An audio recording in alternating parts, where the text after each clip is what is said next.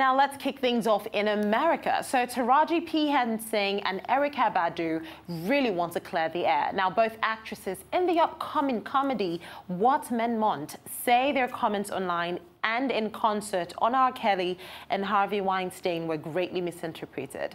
Now, the Empire actress recently posted an Instagram story where she looked up Mute R. Kelly and later looked for one that said hashtag Mute Harvey Weinstein.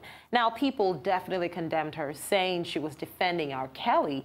Similarly, singer-turned-actress Erykah Badu faced criticism for her comments made during a concert in Chicago where she asked the audience to pray for R. Kelly. Both actresses have movies set to be released on the 8th of February, so let's hope this offers better understanding to what they meant. I actually was just making an observation. I never tried to say anything. I was making an observation. And people know what side I'm on. Like, why would I launch a foundation for mental health in the African-American community for people to go somewhere, talk to someone about traumatic experiences and then side with the predator? Does that make sense? So that backlash pretty much came from people who they want to see me fail anyway. Because there's no way if you follow my career, you got that confused. Sort of, kind of, you know, humans are fickle, you know, and it's a really weird time where anything you say or do can be taken totally out of context, you know? Just take a sip. Relax. Yo. Oh, yes. Now. Oh, what's that smell? Get it down. Sip it. That's just jasmine tea. If you don't count the weed and the peyote and the crack. Crack? I was just kidding. You have to, even if it shakes, even if your voice shakes, speak, because that's your your intuition telling you to fight for yourself, you know. And somebody had to fight for us to sit here, right? We can't drop the torch now. Pick that torch up, we continue to fight so that our daughters and the ones coming up behind us, maybe this won't be their narrative. There's no deep meaning to it. You know, unconditional love is love. Love is love. And I didn't just pray for R. Kelly. I said I wanted to send energy out to everybody involved, anybody that's hurting as a result of being hurt. That's what I said. And I just thought it was weird that people thought that was weird. How is that weird?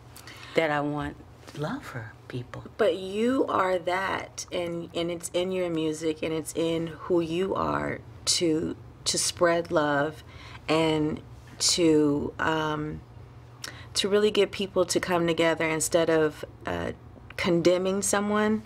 Let's pray for and let's see what we can get out of this. You didn't support. That's not what I got from it. I mean, support him. What does that mean? That I support his bad choices and all those? I don't know him. I don't know who he is. It's just my default setting, you know. And social media's default setting is to attack. I think the conversation should be ongoing. I do, because there's always some things to improve, and there's a long history to undo. You know, it's a lot of stuff to unlearn, you know, and we do that generationally. You know, my daughter is an improvement on my design. Her daughter is an improvement on her design. So this is a long-term thing. Well, she definitely has a point there. I mean, literally, social media's default setting is to react and attack. Anyways, let's stay in America, where M. Night Shyamalan's Glass is #1 at the box office, while Matthew McConaughey's tropical noir Serenity flopped and Oscar nominee saw only modest bumps.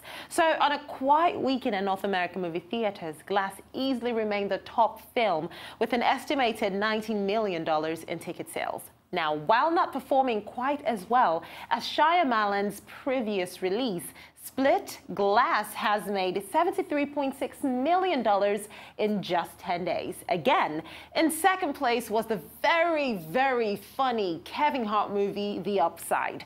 The comedy co-starring Bryan Cranston grossed $12.2 million just in its third weekend.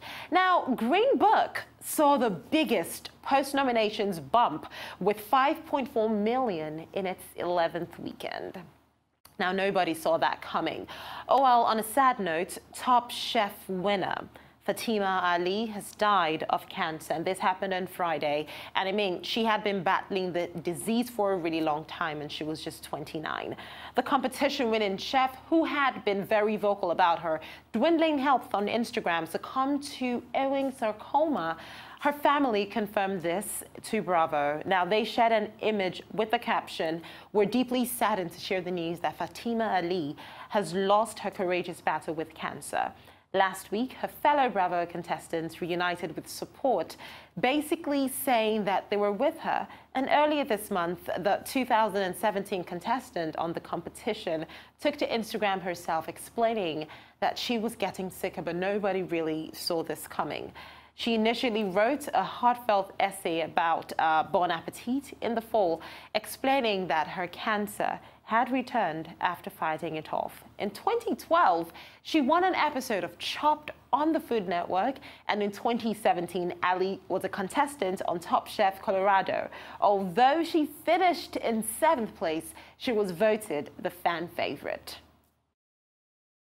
And now let's head over to Latin America. So you see, NBC News special correspondent Tom Brokaw may just have a certain type of Megyn Kelly situation going on around him now. However, he did apologize on Sunday evening for the very terrible remarks he made about Hispanic assimilation after these comments triggered mega backlash.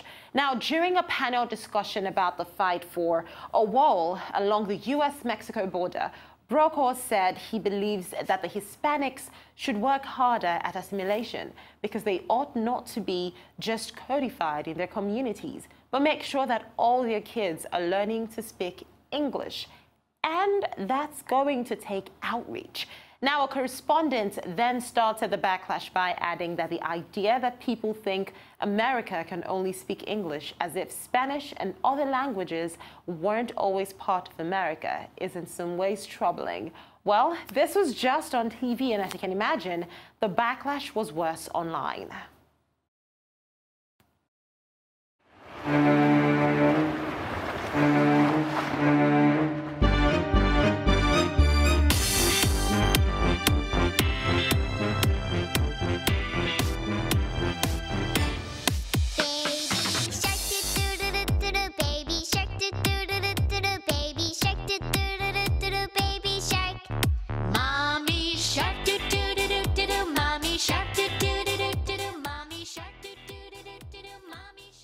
I love that song. I have to be honest, I'm not a baby, but that song definitely makes me dance.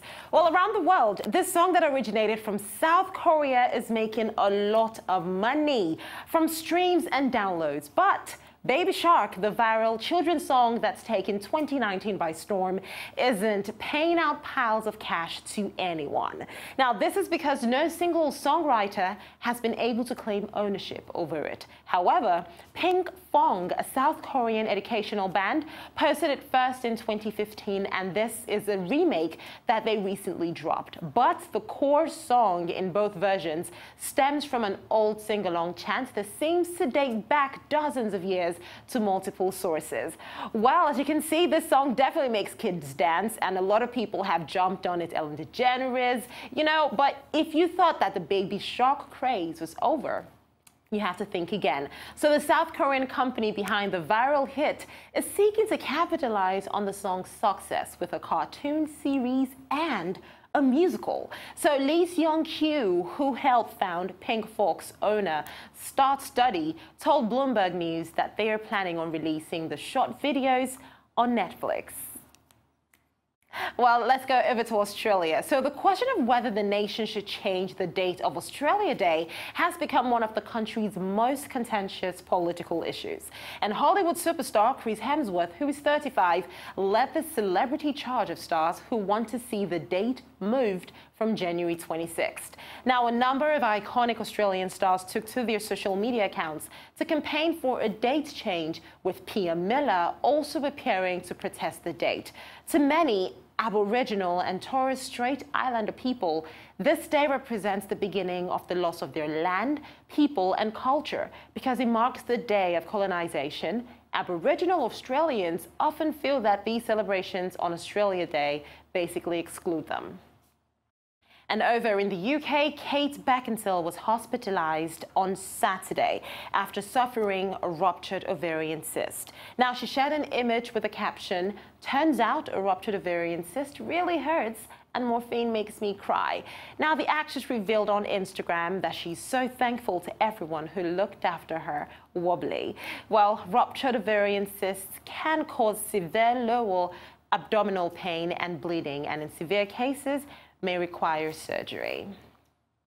And still on this band, Ed Sheeran's country home was on fire last weekend, but thankfully, he's okay. So fire crews headed to the Grammy-winning crooner's estate in Suffolk, England, after a small building fire was reported. A call was made around 7:30 a.m., and thanks for the work of 3 fire engines, it was put out and the smoke ventilated in less than 2 hours. The star grew up in Suffolk and reportedly lives at the estate with his fiancée, Sherry Seaborn. Now in India, you see a lot of people have very mixed feelings about Zee World, but I'm about to bust this to you. So Sony is a leading candidate to acquire a share in Indian media conglomerate Zee Entertainment, and this is according to media reports. So last November, the Essel Group, which owns a 42% stake in Zee, announced a strategic review of its holdings in the company with a view to selling half its stake to a market dealer in the global media and entertainment space. Now, Sony is one of the potential buyers of some of these shares. Zee currently has a market value of $5.8 billion. And other suitors for Zee mentioned in Indian media reports include Comcast, Amazon, and China's Tencent and Alibaba. Well, finally, let's get into Africa. Now, Banky W has been accused of collecting 57 million naira to support President Muhammadu Buhari's second bid for presidency. However, he tweeted his innocence when a Twitter profile called him out on the issue. So the profile said that the singer has converted his EMI record label to a PR firm to help Buhari's cause. His interest to run for a seat at the Federal House of Representatives will not be affected, obviously, as this is believed to be another social media propaganda to derail his cause. The accuser claimed to have proof of Banky W's trip to Abuja alongside his wife, Adesua Etomi Wellington, to sign the contract, but this person has not shown anything. Banky W and his wife, Adesua, social media and attacks, though. Anyways, also in Africa, so this is a huge story. Nigerian Afropop singer Yemi Eberechi Alade, aka Yemi Alade, has hit 100 million views on her YouTube platform and emerged as the second Nigerian artist to attain this major feat. Now, she made this achievement known with the video of her single Johnny, which was released in 2014. The singer, who shared her excitement about the feat on her Instagram page, expressed happiness and thanked her fans for their support. The songwriter promised her fans that she will be putting in more work this year, as she was encouraged by the support. She follows David Doe, who made the first, feat, and of course, this was his first thing in December 2018 for his video to fall. All right, well, time for a short break now, but do stay tuned to the show.